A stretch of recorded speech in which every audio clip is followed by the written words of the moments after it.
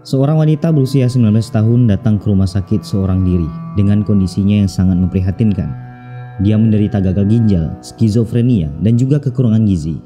Tetapi para perawat rumah sakit tidak dapat mengidentifikasi siapa wanita ini, seolah-olah wanita ini tidak pernah ada. Dari sinilah kemudian terungkap sebuah kasus yang sangat menghebohkan Austria pada tahun 2008 yang lalu.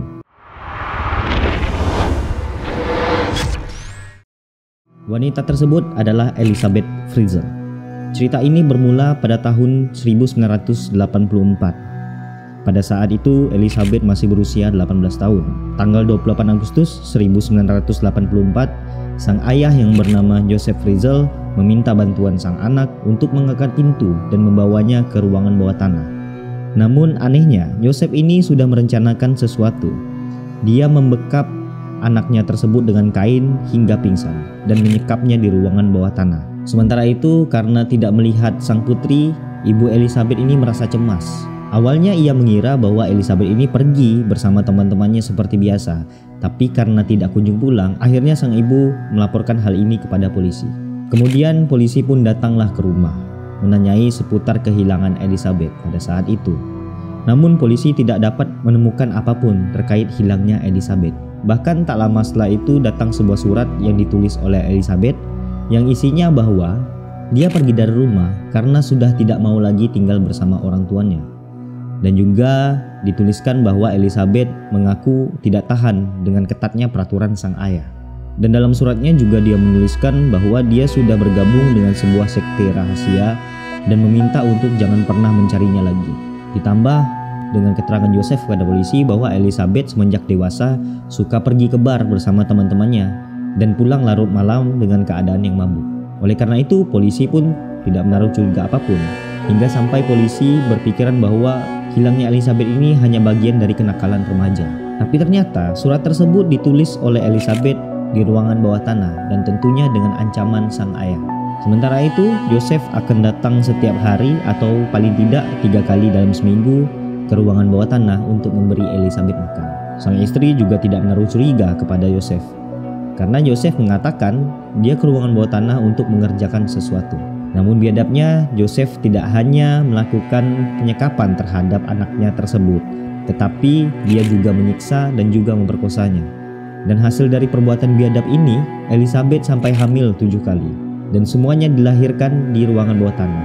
Dari semua kelahiran anaknya, salah satu meninggal tak lama setelah dilahirkan.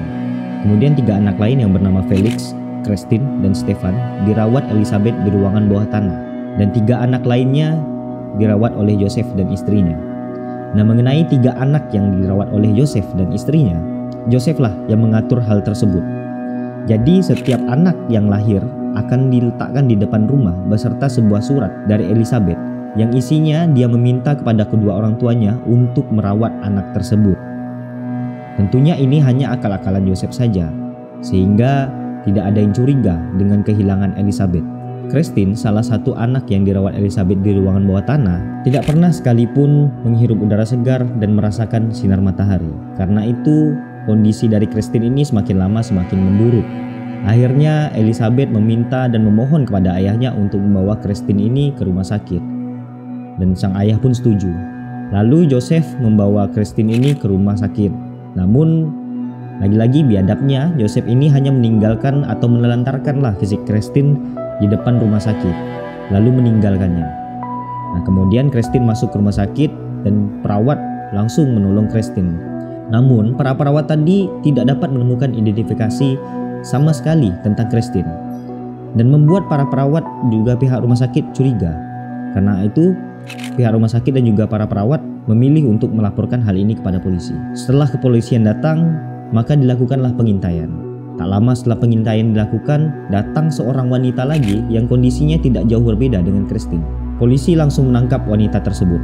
Namun betapa terkejutnya polisi, karena wanita yang ditangkap itu adalah Elisabeth Fritzl yang dilaporkan menghilang 24 tahun yang lalu. Awalnya Elisabeth tidak mau mengatakan apapun kepada polisi. Namun setelah didesak, akhirnya Elisabeth menceritakan semua hal yang telah dilaluinya. Setelah itu Joseph Fritzl pun kemudian ditangkap.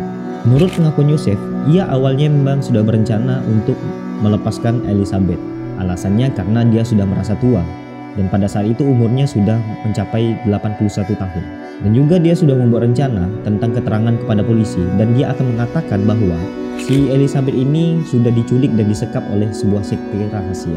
Elizabeth kini telah bebas. Tak hanya itu saja, pemerintah Austria juga merahasiakan identitas sebenarnya tentang Elizabeth dari media. Bahkan kini wanita itu tinggal di sebuah desa beserta anak-anaknya yang tidak diketahui lokasinya, dan juga diberikan identitas baru bagi mereka semua.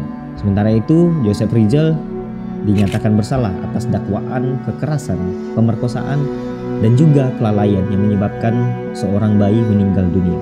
Dia dihukum penjara seumur hidup oleh pemerintah di usianya yang sudah senja. Menurut keterangan psikolog, Joseph mengakui perbuatannya dan mengaku bersalah, dan juga dia mengatakan bahwa tindakannya ini dipicu karena dia dibesarkan oleh seorang ibu yang keras dan bahkan tidak menginginkan kehadirannya.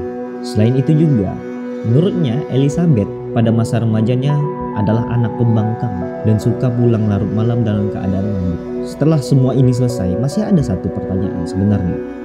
Kemana ibu Elizabeth? Mengapa dia tidak menyelamatkan anaknya? Atau paling tidak berusahalah untuk mencari anaknya?